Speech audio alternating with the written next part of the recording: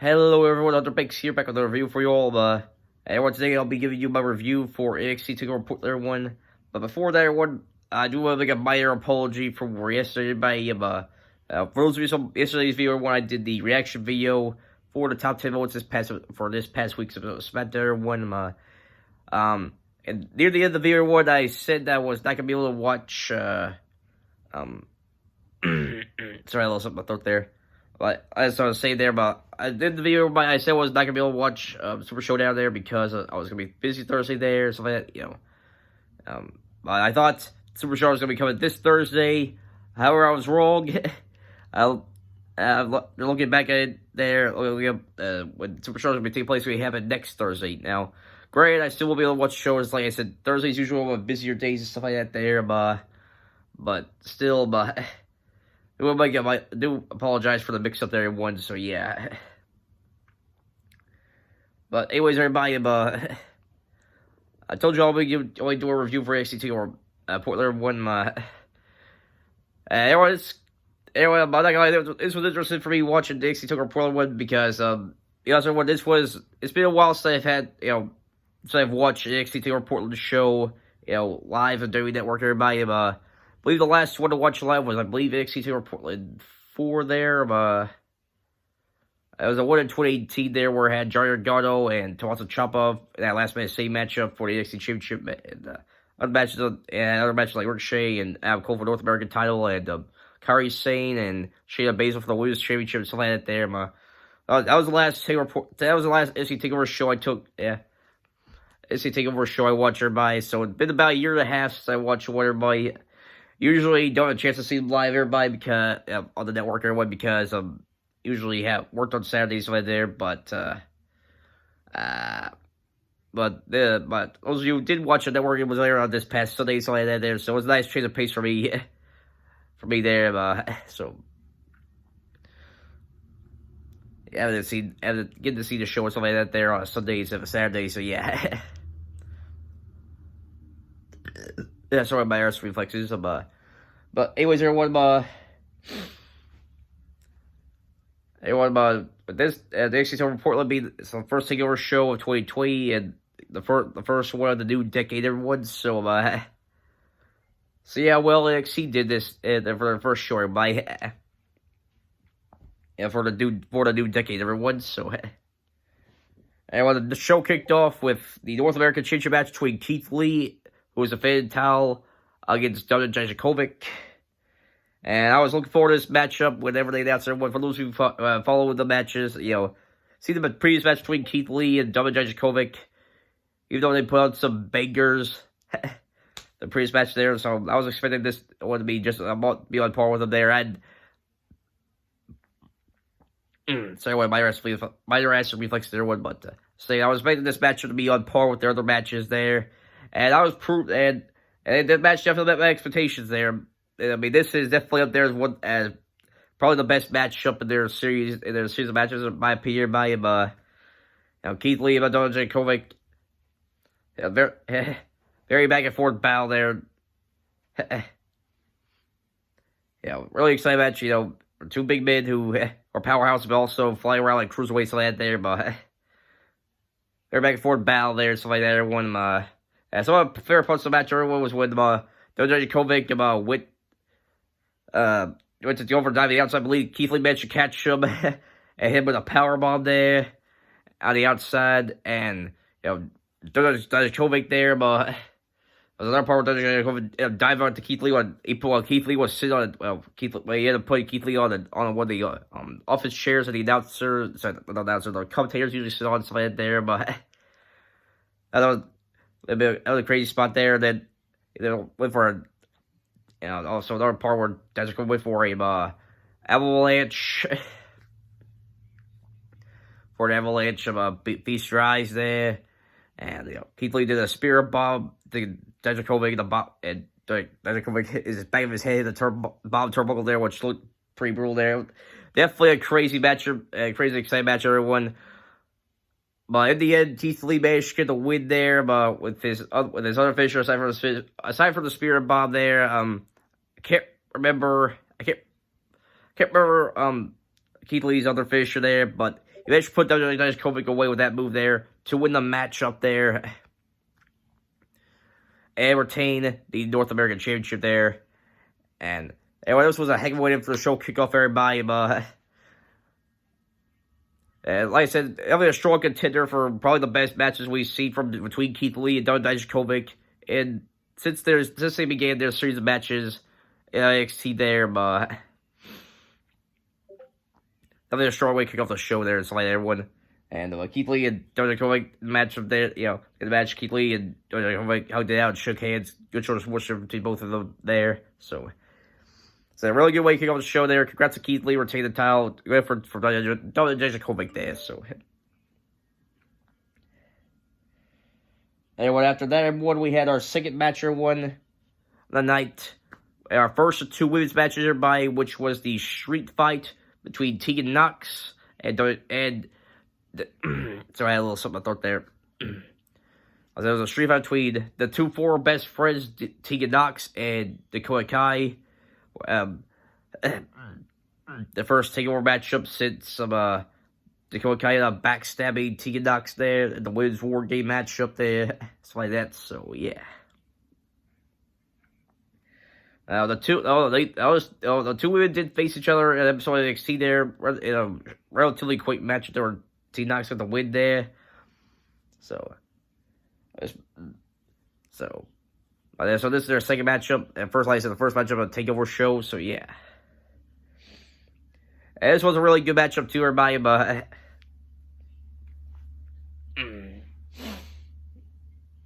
sorry, I had a little something in my throat there. Now, Tegan Knox and felt like Tegan Knox and Dakota Kai definitely went hard in this match, everyone. But and some of my favorite parts, everybody, was when so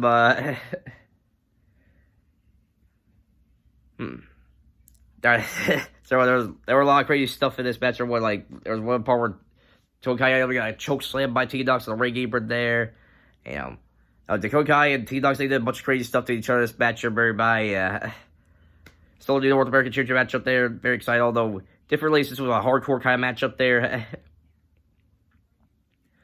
I felt like both Tegan Knox and Dakota Kai delivered the street fight bit there. Although I did find it a little weird that the match did not start immediately there, because before the match, Tegan Knox was making her way down the ring there, and Dakota Kai blindsided her. I'm surprised the referee didn't ring the bell until the two of them got in the ring there. Yeah, they could be a street fight. With it being a street fight there, both of them, both Tegan Knox and Dakota Kai, pretty much fight wherever they want. And stuff like that, I think they would ring the bell right there. But aside from that, there, not really much complaints on the match or anything like that, everybody. So, but Dakota Kai managed to get the win against Tegan Knox after getting assistance from Raquel. So I had also my thought there when she managed to get the win from Dakota Kai managed to get the win. Managed to put away Tegan Knox after getting some minor assistance from Raquel Gonzalez there.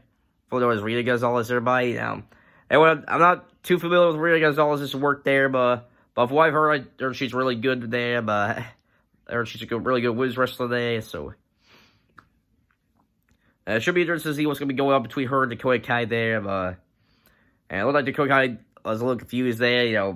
Why Raquel, Rita, however you want to call her, everybody, helped her out and stuff like that there. But it should be interesting to see what's going to happen with the rivalry between Tegan Knox and Dakota Kai there. Going forward with Raquel now getting involved and stuff like that there, everybody. So, like I said, overall, Street Fight was a really good match, everybody. Aside from the beginning part where, I found a little odd that they didn't begin the match until both Tegan Knox and Dakota Kai got the ring there, stuff like that. I thought it was a really good match, everyone. So, yeah, another strong matchup for the show here, everyone. Then, after that, everyone, we had the first ever matchup between Finn Balor and Johnny Gargano there.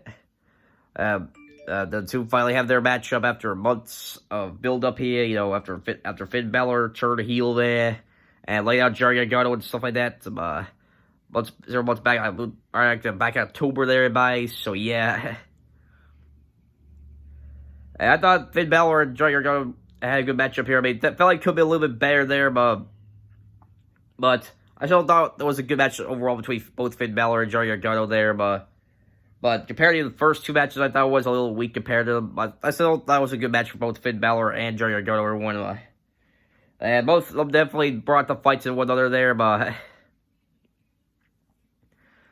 and Johnny Gargano put a good effort there, but he ended up falling short there against Finn Balor. I was going over a pin there by him, but then he was going to try to do the initial overtime, and Finn Balor reversed that.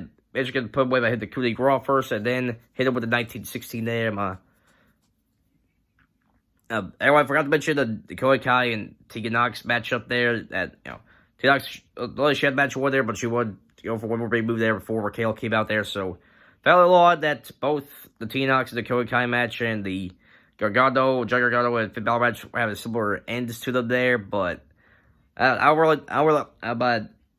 didn't really take over the overall joy of both matches in one. Still thought both of them were really good there, but so. Now, Finn Balor, definitely a big win for him. He had defeated Johnny Gargano there, well, this won't be the last time we'll be seeing Johnny Gargano here tonight for Takeover Portland 1.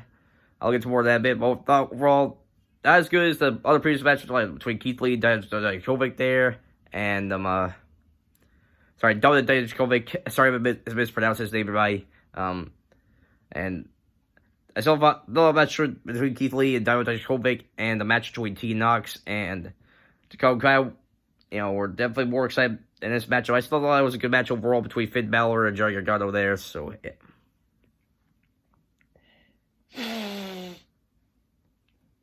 Thereby, the next matchup I'm going to show everyone, the other Wiz matchup, everybody, which was for the NXT Wiz Championship, everybody, as Rhea Ripley defended the title against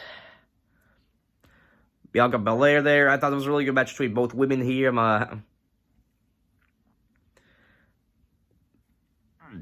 Yeah, sorry, I lost my throat there. Now, I don't know if it's going to be as good. I don't know if this match was as good as their other matches I've seen the two women have on NXT hereby, but still thought it was a really good matchup overall. And Bianca Belair put a very good effort of her in there, but you know, bring the fight to Rhea Ripley, but in the end, Rhea Ripley did manage to get the win after going for a riptide there from the top there. Put away Bianca Belair there. However, Rhea Ripley, her celebration was not too long in the match everyone. Charlotte Flair ended up attacking Rhea Ripley there. Stuff like that. And she pretty much accepted Rhea's challenge for a matchup at WrestleMania. So everyone's now official. We will be seeing Charlotte and Rhea Ripley go ahead for the NXT Women's Championship at WrestleMania there. You know, Charlotte ends things with Rhea Ripley by hitting her with natural selection. Then before she walks out there, she ends up beating up on Bianca Belair for a little bit there. So yeah, might potentially see a match between Bianca Belair and Charlotte either on NXT or maybe before then.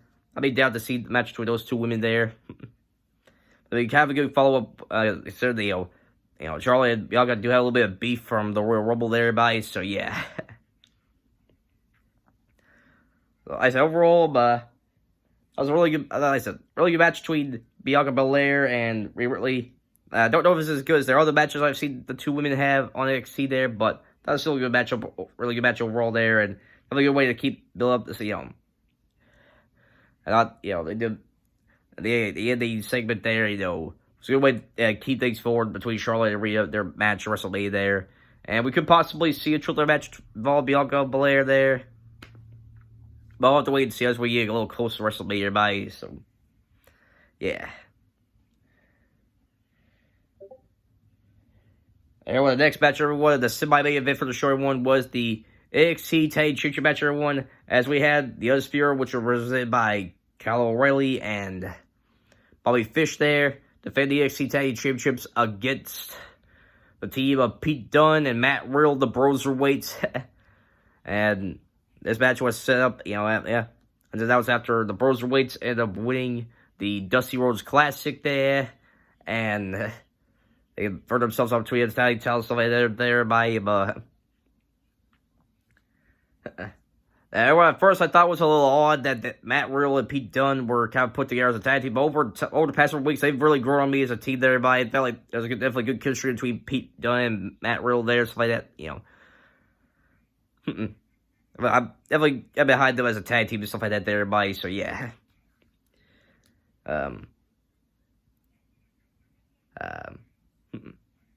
Everyone, they do get off the rails before the bell starts, everybody, because of Pete Dunne and Matt Riddle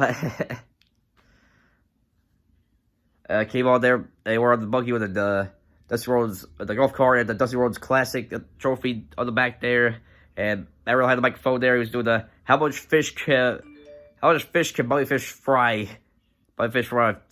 thing there before the bell started. I thought that was funny there.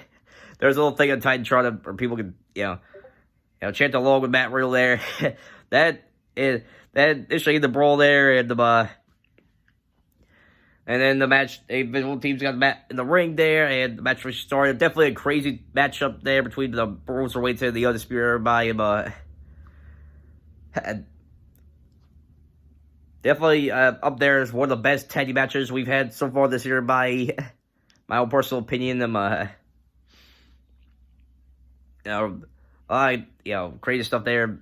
Crazy stuff there by also saw two different moments of double submissions there. There's submissions there by like for example Pete Dunne and Matt Riddle had ankle locks on the Undisputed there. There was another part where Sphere had submission holds on them, but Riddle managed to get out of it there by the first week's out after hit knee to the face. I believe it was Kyle O'Reilly then dropping fish on his his back, stuff like that there,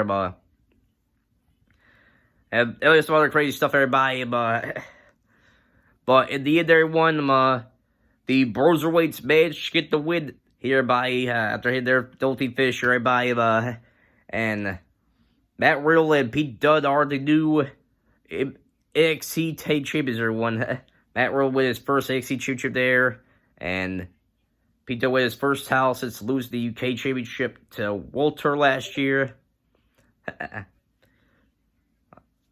Should be interesting to see how their tag team title reign goes, everybody. And I said, overall, I thought this was a really exciting match, everybody. Definitely up there is one of the best tag matches we've had so far this year for WWE, everybody. So, yeah. And last, everybody, but certainly not least, we had the main event of the evening, everyone, which was the NXT Championship match between Adam Cole and Tommaso Ciampa, similar to the Finn Balor Johnny Gargano's matchup. Definitely been building for a while now. So Ciampa made his return there, stuff like that, Now, him and Adam Cole go at it here, and everyone, this definitely up there is one of my favorite matches of the show, everybody. Donald Ciampa and Adam Cole really did bring it when it comes to this match, everyone. Both competitors definitely went hard this match, everybody. Now, of course, there was some. Oh yeah, of course, everybody with some other change matches Adam Cole's had there, or some involvement for the Undisputed at the end, something like that there by him. But Ciampa managed to put them away there. That's not how the match won. At one point, the referee ends up getting taken out there, and I believe Tommaso Ciampa ended up hitting Adam Cole with Fairy Tale the second time there, and he had the match won there, but the referee was down, stuff like that. The crowd was counted there. He counted up to 15, I believe, and all that was going on. Johnny Gargano ended up coming out there wearing a DIY t-shirt there, and it looked like he was going to be handed the championship belt to Tommaso Ciampa there. But instead, Johnny Gargano grabs the championship there and then whacks Ciampa across the head there, stuff like that. And Adam Cole kind of took advantage of that opportunity there, everyone. And referee managed to get back up to his feet there and count to 3. And Adam Cole ended up retaining the NXT Championship, everybody. So, really unexpected, different ending compared to different than it would have been expected there, and different ending compared to other Adam Cole's other championship matches, everybody. Having the NXT get involved with that there, but so it was a bit the same but different compared to outcomes of different matches, everybody. And it looks like WWE's gonna give another try, Johnny Gargano, and heel turn, stuff like that there one. They did try it back in late 2018 or one, where he was feuding with Aleister Black, but Johnny Gargano was not really going over with Johnny Gargano there, but he turned back to be a good guy there. But now, they seem like they give it another go there, so we'll see what's going to happen between Johnny Gargano and Tommaso Ciampa, as well as what's going to go on with the NXT Championship, right? Since Adam Cole's still a champ and stuff like that there, but and that does leave you out to wondering who else can you put up against Adam Cole there, everybody. I mean,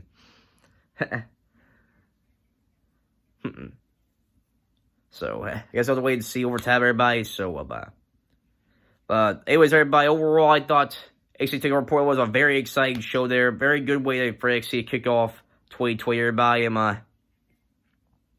I'll definitely be looking forward to the next short one. Now, granted, I probably will have to watch, like the replay, everybody, because, I do believe it probably happened during WrestleMania weekend there, everybody.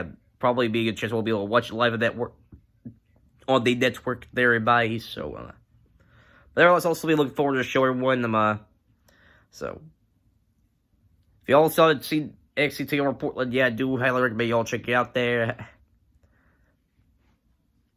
Anyway, that's all I have for now, everyone. My next video, everyone, I'll be doing a review for the Sonic movie, everybody.